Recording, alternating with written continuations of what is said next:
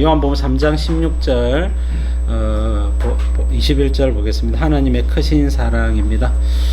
자, 요한복음 3장 1절부터 15절은 니고데모라고 하는 유대인의 관원, 사내들인 공의원이죠. 오늘날 치면 국회의원에 해당하는 아주 높은 직책을 가진 분입니다. 이 사람이 예수님께서 예루살렘 성전에서 가르치시고 병자를 고치고 행하시는 사역과 성전 청결 사건이나 이런 것들을 보고는 저분이 하나님께로부터 오신 선지자인갑다, 누군가인갑다, 이렇게 하나님께로부터 오신 분인 것 같다, 이런 생각을 가지고 밤에 몰래 찾아왔습니다. 몰래 찾아와가지고 예수님, 하나님께로부터 오신 분 맞지요? 제가 궁금한 게 있는데 한 가지 물어보려고 하는데요. 말도 꺼내기도 전에 사람이 거듭나지 아니하면 하나님의 나라를 볼 수 없느니라. 그래서 이 니고데모의 고민을 단번에 주님이 말씀하셨죠. 니고데모는 어떻게 하면 사람이 구원을 받습니까? 어떻게 하면 사람이 천국에 갈 수 있습니까? 그 고민을 가지고 살던 인생이었는데 주님께서 이제 먼저 답변을 주셨습니다. 물과 성령으로 거듭나지 아니하면 하나님 나라를 볼 수 없다. 그렇게 이야기하니까 두 번째 태어난 거듭난다는 것이 이해가 안 돼가지고, 거듭난다는 것이 무엇입니까? 엄마 뱃속에 다시 들어갔다가 태어나야 됩니까? 이러니까 그게 아니라 바람이 임의로 불매, 바람의 비유를 하죠. 바람이 임의로 불매, 어디로 와서 어디로 가는지를 알지 못하지 않느냐. 그러나 바람이 불었다는 건 네가 알지 않느냐. 성령으로 난 사람도 이와 비슷하다. 여러분, 성령으로 난 것이 어떻게 시작되어서 어떻게 사람이 성령으로 이렇게 거듭나는지는 잘 모르지만 분명히 이 사람 달라졌네, 이 사람 변화받았네, 하나님을 만났네, 분명히 알게 되지 않느냐. 성령으로 난 사람은 이와 같다라고 이야기를 합니다. 그렇게 이야기하니까 도대체 무슨 말씀인지 알 수가 없습니다. 그렇게 이야기를 하니까 예수님이 너는 이스라엘 선생으로서 그것도 알지 못하느냐 하시고는 주님께서 복음에 대해서 이야기를 합니다. 모세가 광야에서 뱀을 뜬 것 같이 인자도 들려야 하리니 이는 누구든지 저를 믿는 자는 영생을 얻게 하려 하심이라. 하나님이 세상을 이처럼 사랑하사. 오늘 본문으로 연결이 되어지는 것입니다. 그래서 예수님께서 니고데모에게 하시고 있는 말씀이 이어지고 있는 내용이고요. 그래서 이것은 복음에 대한 비밀입니다. 자, 복음은 우리가 잘 알고 있는 것인데 니고데모에게는 아직까지 완전히 생소한 비밀입니다. 니고데모에게 주님이 복음에 대한 이야기를 했고, 제가 여러분들에게 그 원리를 말씀을 드렸었죠. 자, 복음의 말씀이 증거되는 곳에 성령의 바람이 분다라고 말씀을 드렸습니다. 이것은 성경의 원리인데요. 저도 이 원리를 잘 몰랐어요. 여러분, 말씀이 들려지는 곳에, 말씀이 선포되는 곳에 성령의 교통하심과 역사가 있다는 원리를 제가 이제 이 성경공부하면서 이제 알게 된 겁니다. 그래서 그 전까지는 그냥 신앙생활 열심히 했죠. 성경도 보고 했지만은 성경 공부를 시작하면서 제가 이 원리를 하나하나, 하나님은 구약에서 신약에서 여기서 이 말씀하고 저기서 저 말씀하시는 하나님은 그런 분 아니거든요. 하나님은 일관되시는 분이다 말입니다. 그래서 어떤 원리가 있을 텐데 주님은 같은 말씀을 계속 반복해서 그 원리를 따라 말씀하실 텐데 원리를 너무 모르겠더라. 그래서 제가 성경 공부를 할 때 원리 중심으로, 원리는요 하나님의 성품에서 나오거든요. 그러니까 하나님이 어떤 일관된 성품을 가지고 있고 일관된 플랜과 계획을 가지고 계시기 때문에 그 계획 속에서 하나님이 그 계획을 실행하시고 그 계획을 말씀하신단 말입니다. 아모스서 3장 7절에 보니까 주 여호와께서는 그종 선지자들에게 말씀하지 아니하시고는 결코 행하심이 없으시리라, 이렇게 말하거든요. 하나님은 어떤 일을 하시기 전에 반드시 내가 하나님이 말씀하시고 선지자들을 통해서 성경을 통하여 말씀하시고 내 이렇게 할 거다, 내 이렇게 할 거야, 이렇게 말씀하시고는 행하신단 말이에요. 이게 창세기에서부터 쭉 보면요 항상 원리라는 것을 알 수가 있습니다. 하나님이 아담이 범죄했을 때 여자의 우선 예수를 보내주겠고, 예수가 오면 사단의 권세가 박살이 나게 될 것이다. 사단이 범죄한 사람에게 정죄하고 참소하고 그 다음에 지옥에 보내야 됩니다, 이렇게 참소하는 것처럼, 또 이 땅에서는 사람이 죄짓도록 미혹하는 것처럼, 여러분 그런 권세를 가진 사단의 권세가 예수님이 오심으로 말미암아 박살이 난다는 거예요. 그래서 결국은 예수님은 사단의 권세를 물리치시기 위해서 이 땅에 오셨거든요. 그래서 성경의 또 원리가 창세기에서부터 모든 말씀은요, 성경의 내용을 보면 예언으로 다 되어 있습니다. 하나님의 말씀은요, 항상 미래에 이런 일이 일어날 거야, 이렇게 될 거야 라고 하나님은 예언을 다 하세요. 그래서 여러분, 오늘날 예언에 대한 어떤 그런 사람들이 예언의 은사를 가지고 장난을 하거나 점을 치거나 이렇게 하는 경우가 많지만, 예언의 핵심은요, 성경 말씀입니다. 그래서 하나님의 말씀은 항상 예언이에요. 왜냐하면 하나님은 전능하실 뿐만 아니라 하나님은 전지하셔가지고 모든 것을 다 아시는데, 하나님은 과거는 당연하고 미래를 아신단 말입니다. 사단은 미래를 모르거든요. 근데 사단도 나도 미래를 압니다 하고는 지가 저지를 죄악들, 지가 저지를 파괴적인 행위들, 그것에 대해서 예언을 하는 것이 사단의 특징이고, 하나님은 살리는 역사, 생명을 주는 역사, 그리고 택하신 백성들을 구원하고 그렇지 않은 백성들을 심판하는 그 원리와 그 역사적 과정에 대해서 주님은 전부 다 예언적으로 말씀하시고 그것을 성취해 가십니다. 그래서 여러분, 주님은 항상 그런 예언에 대한 이야기를 이제 하시는데, 주님이 니고데모에게 이 성령의 역사를 통하여서 이 복음의 말씀이 들려질 때 성령의 바람이 분다는 이야기를 하는 거죠. 여러분, 이것은 또 오늘날 우리가 설교를 매번 듣고 하나님 말씀을 또 읽고 하기 때문에 이거 똑같은 원리거든요. 여러분, 설교를 들을 때 성령의 바람이 불어요. 여러분, 하나님 말씀을 여러분들이 수영로교회, 대양제일교회 이렇게 가서 여러분 예배를 드리고 할 때에 성령의 바람이 불거든요. 그러니까 말씀에 집중하고, 여러분 말씀에 이렇게 잘 들으려고, 경청하려고 하고, 하나님의 말씀에 순종하려고 하는 마음으로, 하나님 말씀 오늘 뭐라고 말씀하실까, 이 말씀 받고 내가 순종해야지, 말씀을 아멘하고 이 말씀을 내가 삶 속에 적용시켜야지, 이런 마음으로 말씀을 들으면, 이런 말씀 속에 성령의 교통하심이, 성령이 내 안에 이제 임하시거든요. 내 밖에서 안으로 임하시기도 하고, 내 속에서 계신 성령님이 활동을 크게 하시기도 하고, 감동을 주시거나 지혜를 주시거나 우리의 마음에 설레임을 주시거나 첫사랑에 사로잡히게 하시거나 여러 가지 성령의 교통하심이 있단 말입니다. 그래서 이것이 원리다는 거예요. 원리. 그래서 한결같은 원리가 뭐냐면, 복음의 말씀, 성경 말씀이 들려지는 곳에 항상 성령의 바람이 분다는 겁니다. 어떤 사람은요, 이걸 갖다가 정말로 사모함으로 말씀을 대하면 성령의 바람이 강력하게 불어요.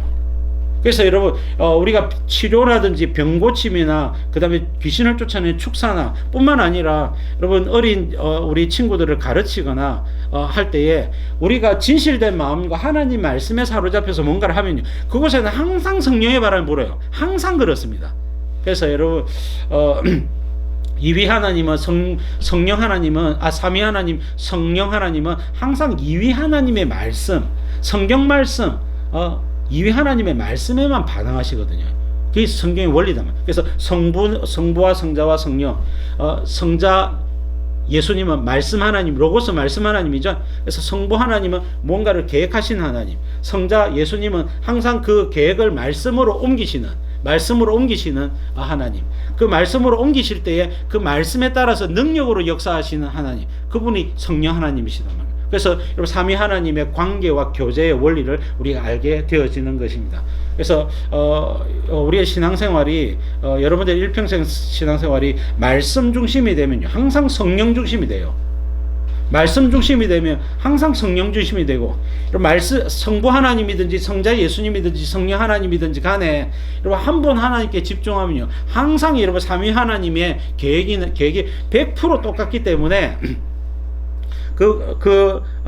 삼위 하나님의 그 계획과 말씀과 능력을 다 체험하게 됩니다. 근데 우리가 가장 쉽게 접할 수 있는 것이 말씀이다 말이에요. 말씀. 그래서 성경 말씀 위주로 신앙생활을 하면 삼위 하나님의 계획과 말씀과 능력과 지혜를 다 체험을 할 수가 있습니다. 그래서 여러분, 학생들 같은 경우에는 지혜와 지식이 필요하잖아요. 여러분, 영어 공부나 수학 공부나 공부를 한번 했는데, 한번 해서 여러분 쉽게 이해되고 이 응용 원리들도 알게 되고 지혜나 이런 총명함들이 쏙쏙쏙 들어올 수가 있고요. 그렇지 못하더라도, 공부에 대한 재능이 없다 할지라도 살아가면서 어떤 하나님께서 아이디어나 이 지혜나 그 다음에 어떤 감각, 재능 한 가지만 줘도 평생 먹고 살아요. 평생 먹고 살거든요. 그래서 여러분, 하나님이 주시는 어떤 은사나 재능이나 지식이나 지혜나 그 한 가지가 필요한데, 그것을 공급하시는 원천이 누구냐? 성령 하나님이단 말입니다. 그래서 성령 하나님의 여러분 은혜를 받으면 되는데, 성령 하나님을 만나기 전에 누구를 먼저 만난다고요? 말씀 하나님을 먼저 만난단 말이에요. 그래서 여러분 성경을 꾸준하게 읽으시고 성경을 정독하시고, 좀 처음에는 지겹고 좀 뭐 이렇게 용어가 생소하고 하더라도 꾸준하게 성경을 읽으시면 1독하고 2독하고 3독하고 이렇게 넘어가시면 점점점 믿음이 쌓이고 성령이 교통하심이 여러분들의 삶 가운데 풍성하게 임하게 된다는 것을 아시게 될 겁니다. 자, 이 정도 하고, 자, 그래서 본문으로 들어가면 요한복음 3장 14절 15절 모세가 광야에서 뱀을 든 같이 인자도 들려야 하리니 이는 누구든지 믿는 자들로 하여금 영생을 얻게 하려 하심이라. 하나님의 사랑에 대해서 복음에 대해서 이야기를 하고 있는 것입니다. 자, 여러분, 하나님의 사랑은요, 이제 하나님의 예수님을 믿으니까 죄사함을 받고 성령을 받고 그 다음에 거듭나죠. 거듭나면서 하나님의 자녀가 되고 영생에 들어가게 되는데요. 자, 그 원리에 대해서 우리가 배우게 되고, 모든 사람이 하나님의 사랑을 다 받느냐? 그렇지는 않더라는 거예요. 어떤 사람은 예수님을 믿어 하나님의 자녀가 되지만 어떤 사람은 예수님을 거절하더라는 겁니다. 그래서 오늘 말씀은 하나님의 크신 사랑에 대해서 받아들이는 사람은 영생에 이르고 의로움에 들어가지만, 그렇지 않은 사람은 심판에 이미 심판을 받았다, 정죄를 받게 된다, 그렇게 말씀하는 것이 요 21절까지 내용입니다. 그래서 하나님의 사랑을 받아들이는 자와 받아들이지 않는 자에 대해서 살펴보도록 하겠습니다. 16절 말씀.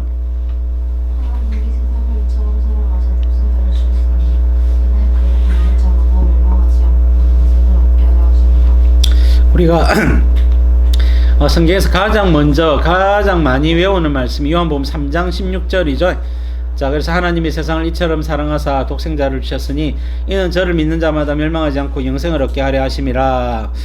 자, 사랑의 시작이 누구로부터? 하나님으로부터 시작되었다. 자, 누가 먼저 살자고 생명을 얻게 하겠다고 영생 옆구리를 푹푹 찔렀느냐? 우리 하나님이 먼저 시작하셨다는 거예요. 자, 우리가 하나님을 먼저 사랑한 것이 아니라 하나님이 우리를 먼저 사랑했다는 겁니다. 자, 우리는 사랑할 줄도 모르고 사랑의 대상도 모르고 사랑의 능력도 없고 사랑의 어떤 인격도 안 되죠. 근데 하나님이 우리의 연약함을 보시고 하나님이 우리를 사랑하셔서 우리를 거듭나게 하고 영생에 이르게 하고 하나님의 자녀가 되게 하셨다고 말씀을 하고 있습니다. 로마서 8장 29절에도 하나님이 미리 아신 자들을 아들의 형상을 본받게 하기 위해서 미리 정하셨다. 그래서 미리 아신 자들 해서 예지죠. 예지고, 그 다음 미리 정하셨다. 예정이죠. 예정. 그래서 순서대로 예정이다. 유식한 분들이 이렇게 표현을 합니다. 그래서 하나님이 미리 아신 자들을 이 사람은 내가 예수님 믿게 해서 내 백성 삼을 거야 라고 하나님이 창세전에 미리 정하셨다라고 이야기를 합니다. 그래서 로마서 8장뿐만 아니라 에베소서 1장에도 똑같은 말씀이 기록되어져 있습니다. 근데 하나님의 계획이 뭐냐면, 자, 30절 보니까 미리 예정하신 그들을 부르셨단 말은 너 예수님 믿으란 말입니다. 그래서 부르시는 과정 속에서 친구를 사용하기도 하고 부모를 사용하기도 하고 여러분 그 다음에 학교 선생님을 사용하기도 하고 다양한 사람들을 통해서 교회에 오게 해서 예수님에 대한 복음을 듣게 했단 말입니다. 근데 예수님의 복음을 듣는데 교회를 몇 번 가보니까 교회가 내하고 안 맞더라 해서 떠나는 사람이 있는가 하면 호기심이 있어서 도대체 저분이 무슨 말을 하시냐, 또 교회는 어떤 곳이냐 호기심이 조금만 생기더란 말입니다. 그래서 여러분 앉아서 말씀 듣다 보니까 어느 날 복음이 내 심장에 부딪히는 거예요. 예수님이 나를 위해서 죽으셨구나 하는 것을 깨닫게 되면서 와, 이게 무슨 소리인가 충격을 받게 된단 말입니다. 예수님이 왜 나를 위해서 십자가에 달려 죽으셨을까? 예수님이 누구시길래? 내가 도대체 누구길래? 그런 생각을 하면서 예수님의 사랑을 자연스럽게 받아들이게 됩니다. 하나님께서 이 죄 가운데 있는 나를 구원하시기 위해서 하나님의 아들 독생자를 죄 있는 사람의 몸으로 보내가지고 예수님께 모든 죄를 넘겨라. 예수님은 대속물이다. 우리의 모든 죄를, 인류의 죄를 전부 다 예수님께 넘기기 위해서 하나님은 예수님을 죽이겠단 말입니다. 예수님을 저주받게 하시고 예수님을 지옥 보내시겠다는 거예요. 그래서 여러분 우리가 사도신경을 보면 우리 한글 성경에는 표현이 안 되어 있지만은 영어 성경에 보면 He descended into the hell. 하나님 그가 지옥으로 내려가셨다 이렇게 표현되어 있습니다. 예수님이 지옥으로 내려가셨다. 베드로후서나 이런 데도 비슷한 표현이 있거든요. 그가 옥에 내려가사 그런 표현이 있단 말입니다. 그래서 예수님이 우리의 죄를 대신 지고 이 땅에서 죽으시고 심지어는 지옥에도 내려가셨단 말입니다. 자, 그래서 우리의 모든 죄값을 누가 예수님이 대신 담당하셨단 말입니다. 우리가 궁금한 게 많아요, 그죠? 궁금한 게 제가 늘 말씀드리지만 예수님 한 분의 가치가 여러분 예를 들면 한 사람의 가치와 똑같으면 예수님은 한 사람의 목만 대신 지고 죽을 수가 있죠. 근데 여러분 예수님 한 분의 가치는요 모든 인류의 가치보다 크단 말입니다. 왜냐? 예수님은 하나님의 아들이기 때문에 그래요. 그래서 여러분 더 큰 가치를 모든 인류의 죄를 넘기란 말입니다. 그래서 예수님 한 분을 희생시킴으로 모든 택하신 백성들의 죄를 다 끌어안을 수 있는 하나님의 아들이란 말이에요. 그래서 하나님의 아들을 심판하심으로 예수님을 믿는 믿음 안에서 모든 예수님을 믿는 자들을 구원하시려고 하는 것이 하나님의 플랜이고 하나님의 계획입니다. 이게 하나님의 지혜단 말이에요. 여러분 인간의 죄를 어떻게 사할 수 있을까? 이거는 불가능한 거예요. 원래는 불가능한 일입니다. 하나님이 아니면 도무지 사람의 죄를 용서하는 사람의 죄가 사함을 받는 것 자체가 불가능한데 하나님은 그 일을 이루셨다고 말씀을 하고 있는 것입니다.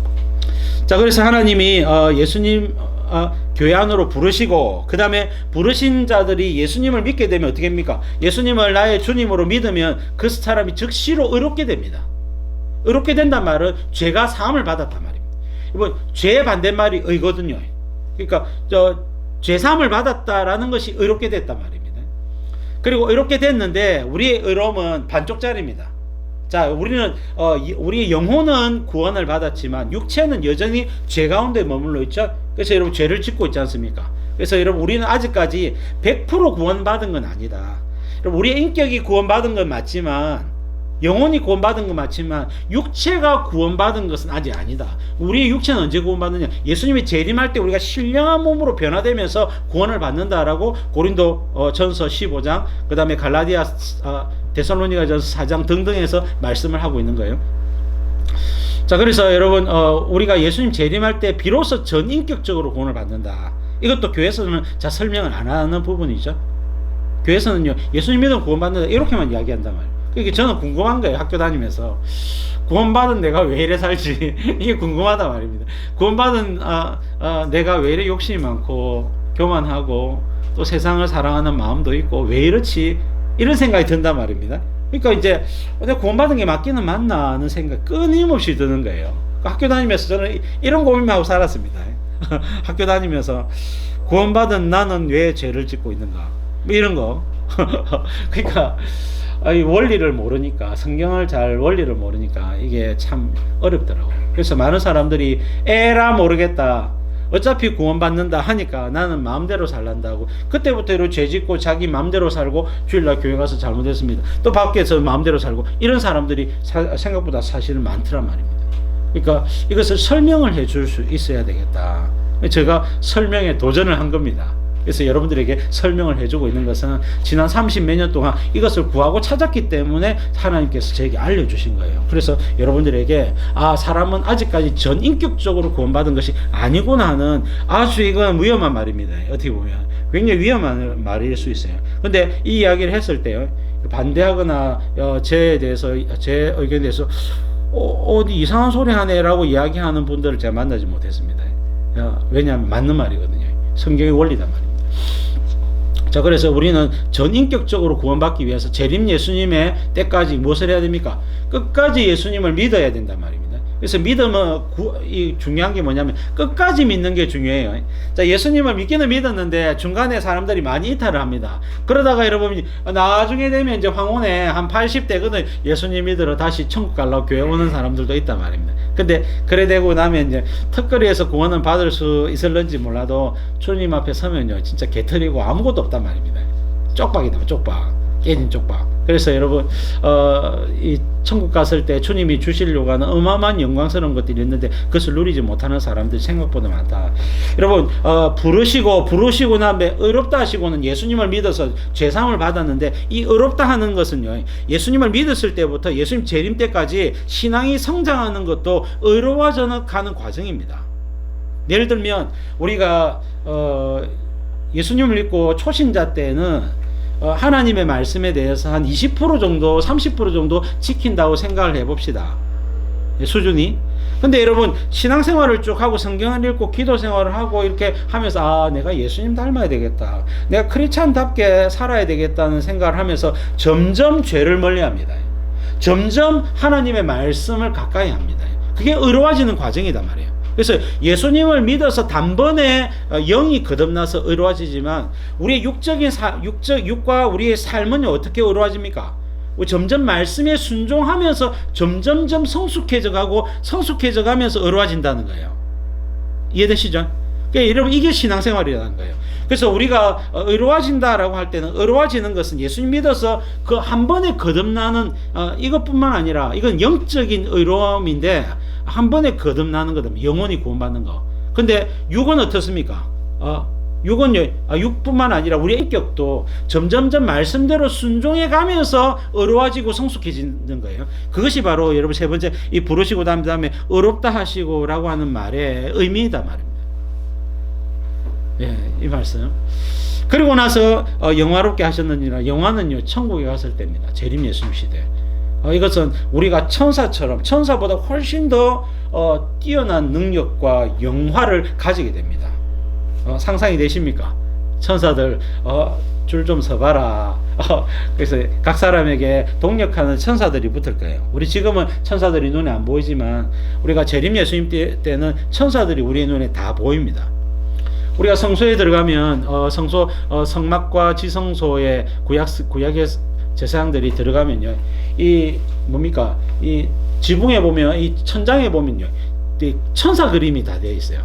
천사 그림이 되어 있단 말입니다. 그리고 여러분 이 지성소 앞에 있는 휘장 있죠. 휘장에 보면 천사 그림이 그려져 있어요. 무슨 말이고 하냐? 여러분 이 성막은요 천국의 모형이단 말입니다. 천국의 모형인데 천국에는 누가 있느냐? 천사들이 있다. 그 이야기를 하고 있는 거예요. 그래서 우리가 천사들을 보게 된다는 거예요. 당연히 우리가 천사들을 보게 되죠. 그래서 천사들과 함께 동력해서 재림 예수님의 나라를 섬기게 될 것입니다. 그래서 우리가 어느 정도로 여러분 탁월해지는지를 보세요. 사람이 주님의 계획이 뭔지를 보시는 겁니다. 점점점 여러분 아시게 될 텐데, 여러분 하나님께서 우리를 향하여 가지고 계신 계획은요, 결국은 우리 한 사람 한 사람을 어떻게 해요? 신적인 존재로 만드는 것이 하나님 계획입니다. 자, 하나님의 자녀잖아요. 하나님은 하나님이잖아요. 신이잖아요. 근데 저와 여러분들은 이 피가 흐르고 있는 인간이지 않습니까? 근데 하나님의 계획은요, 이 인간을 신적인 존재로 만드는 것이 하나님 계획이단 말입니다. 근데 신적인 존재인데 천사들과는 레벨이 틀리다. 천사들은 마치 좀 고차원적으로 프로그램 되어 있다 할까요? 또 꼭 그런 건 아니지만은 천사들은 시키는 대로 일합니다. 시킨 대로 일하고. 근데 사람은 어떻습니까? 사람은 자유의지를 가지고 하나님께 예배한단 말입니다. 그러니까 천사들의 찬송과 예배도 하나님이 나름대로 좋아하시지만 이거는 인간의 찬송과 경배와는 비교가 안 되는 겁니다. 이게 천사들의 찬양은요, 주님이 그냥 찬양을 받으시지만 인간의 찬송과 경배를 받으실 때 주님 뻘떡 서신단 말입니다. 왜? 너무너무 좋아하시거든요, 주님이. 그래서 여러분 주님은 이 인간의 경배와 찬양을 기다리시는 거예요. 그래서 여러분 그것을 위해서 독생자까지 아낌없이 내어주면서까지 인간을 거듭나게 하시고 하나님의 자녀가 되게 하시고 신적인 존재로 만들어 가시는 과정이에요. 그래서 저와 여러분들이 천국에서 면류관 쓰고 다스리게 되는 그것이 여러분 이 지금의 모습, 이 정도의 모습을 상상하시면 절대로 안 됩니다. 거기서는 정말로 예수님 바로 밑에 영광스러운 신적인 존재로 저와 여러분들이 있게 될 겁니다. 여러분 영생하지요. 능력이 탁월하지요. 지혜가 탁월하지요. 그 신이지 누구겠습니까? 우리가 신적인 존재다 말이에요. 물론 예수님이나 하나님의 전능하심과는 다르지만은 하나님은 우리에게 주신 이 다스리는 권세 아래에서 정말로 신적인 존재로 영생하는 존재로 하나님을 닮은 인격으로 우리가 다스리고 통치하게 된다는 거예요. 자, 그때를 바라보면서 신앙생활을 해 나가야 될 것입니다. 자, 하나님이 세상을 이처럼 사랑하사 이처럼 사랑의 강도를 이야기합니다. 어느 정도로 자, 독생자를 주기까지 사랑하셨다는 겁니다.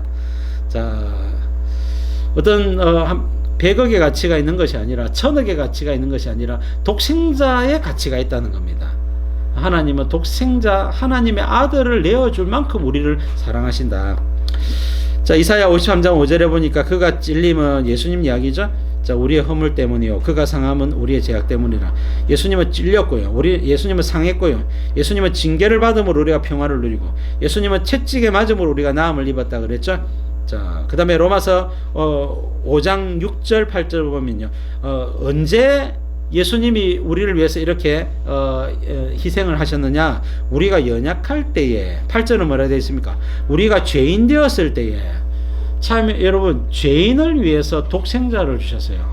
좀 점잖은 사람을 위해서, 좀 공부 잘하는 사람을 위해서, 뭔가 여러분 탁월한 능력을 가진 사람을 위해서 그렇게 하셔야 될 것 같은데, 하나님은 세상에 진짜 보잘것없는 아무 쓸모짝도 없는 것 같은 인생을 위해서 하나님의 아들 독생자를 내어주셨다는 겁니다. 이것이 하나님의 사랑의 강도라고 말씀을 하고 있는 것입니다. 자, 여러분 로마서 5장 7절 보니까 의인을 위하여 죽는 자가 쉽지 않고 선인을 위하여 용감히 죽는 자가 있거니와 이렇게 이야기했죠. 자, 사무엘서에 보면 다윗을 위하여, 다윗이 이제 도망 다닐 때에 부하들이 베들레헴에 가서 그 베들레헴에 어렸을 때 먹던 우물 먹고 싶다 말 한마디 중얼거렸더니 부하들이 목숨을 걸고 가가지고 그 우물을 떠줬을 때 이것은 부하들의 핏값이로다 이러면서 먹지 않았던 내용. 그래서 여러분, 의인 다윗을 위해서, 다윗은 왕이잖아요. 대단한 인물을 위해서는 목숨을 거는 사람이 종종 있지만은, 여러분, 저와 여러분과 같이 여러분 보잘것없는 연약한 죄인들을 위해서 누가 목숨을 내어주느냐, 그럴 수는 없다는 겁니다. 하물며 사람도 여러분 우리를 위해서 똥강아지 한 마리도 내주지 않는데, 하물며 하나님께서 하나님의 아들을 우리를 위해서 내어주시는가, 이것이 하나님의 사랑이라고 말씀을 하고 있는 겁니다. 이 사랑을 한번 보세요. 이 사랑을 한번 생각을 해보세요. 얼마나 이게 뭐라고 설명을 해야 되겠습니까? 형언할 수 없는 하나님의 사랑입니다. 이 사랑을 그냥 먹먹해집니다. 왜 하나님은 그렇게 하셨을까? 이 생각이 끊임없이 드는 거예요. 이게 하나님의 사랑이라는 겁니다. 여러분, 우리가 예수님을 믿고 믿음 안에서 사는 이유는요, 이 사랑 때문이에요. 우리가 하나님의 말씀대로 순종하면서 사는 이유는 이 사랑 때문입니다. 그리고 주의 말씀에 창세기부터 계시록까지 우리가 한 말씀 한 말씀에 하나하나 순종하여도 주님 앞에 여러분 다함이 없는 죄송함이 우리 안에 머물러 있는 것은 그 사랑이 너무나 크기 때문에 그래요. 하나님이 우리를 향하여 보여주신 그 사랑은 우리의 전부를 내어드려도 주님의 사랑에 보답할 수 없는 그 사랑입니다. 그리고 그 사랑을 날마다 묵상하고 그 사랑에 반응하는 신앙생활과 인생이 될 수 있기를 축복합니다. 자, 출애굽기 21장 보시면요, 귀 뚫린 종이 나오는데요. 쭉 내려가시면요, 귀 뚫린 종이 나오는데, 자, 히브리 종, 이스라엘 종은요, 6년 동안 이제 종살이를 하다가 7년째는 안식년이 되면 자유케 될 수가 있습니다. 근데 원리가 있는데, 이 종이 단신으로 혼자 들어왔으면 단신으로 나갈 수 있는데, 처자를 데리고 들어왔으면 처자를 데리고 나갈 수가 있습니다. 근데 여러분, 단신으로 왔다가 거기서 주인이 이렇게 해준든지 아니면 자기가 어떤 여자가 마음에 들어가지고 결혼을 했다, 하녀 중에 한 명하고 결혼을 했다 하면요, 단신으로 와서 결혼을 했으면요, 단신으로 나가야 됩니다. 처자를 못 데리고 나간단 말입니다. 처자는 이제 남겨져 있는 거예요. 그러니까 자기는 안식년 이제 끝나서 이제 2년 만에 이제 안식년 이렇게 해서 자유케 되는데, 처자는 아직 5년 4년 더 남았단 말입니다. 근데 처자와 이제 헤어져가 몇 년 지나려고 하니까 그것을 안 되고 어떻게 할까 하다가, 주인도 참 선하신 분이고 나도 밖에 나가서 뚜렷이 먹고 살 방법도 없고 또 처자식도 여기에 있으니 나는 그냥 주인의 종으로서 살란다.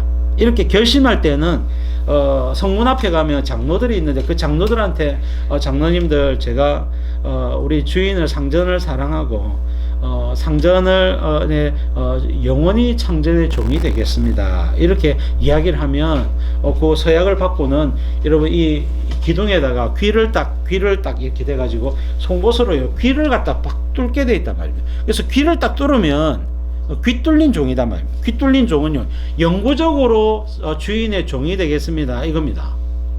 영구적으로 종이 되겠습니다. 왜 이야기를 하느냐? 귀 뚫린 종은 예수님을 가리키기 때문에 그래요. 예수님은 하나님의 아들이지만 영원히 자유하신 하나님이시지만 여러분 예수님은 처자식, 처는 누굽니까? 예수님의 처 교회죠. 여러분 예수님의 신분은 교회입니다. 자녀들은 누굽니까? 교회를 통해서 예수님 믿을 사람들, 그 사람들을 위해서 영구적으로 종이 되겠다. 그 뭡니까? 예수님이 사람이 되셨단 말입니다. 여러분 예수님이 종의 형체를 가져 십자가에 죽기까지 순종하셨다고 이야기했죠. 인자가 온 것은 섬김을 받으려 함이 아니라 도리어 섬기려 하고 자기 목숨을 많은 사람들의 대속물로 주려 함이라. 종이 되셨단 말입니다. 그래서 이 귀 뚫린 종 이야기는요 구약의 율법 이야기를 하는 것이 아니라, 물론 율법이기도 하지만 하나님이 율법을 제정하시죠. 율법에는 예수님이 숨어 있어요. 그래서 우리가 율법 구약 성경을 읽을 때에 귀 뚫린 종은 예수님이구나, 도피성은 예수님이구나, 구약의 제사는 예수님의 십자가구나, 노뱀 사건은 예수님이 나무 위에서 사단의 권세를 박살낸다는 이야기를 하는 거구나, 사단이 심판을 받는구나, 전부 예수님에 대한 이야기를 하고 있다는 거예요. 그래서 여러분 성경을 통해서 우리가 예수님을 발견하는 쏠쏠한 재미가 여러분들 가운데 있기를 바랍니다. 성경은 그렇게 보는 것입니다.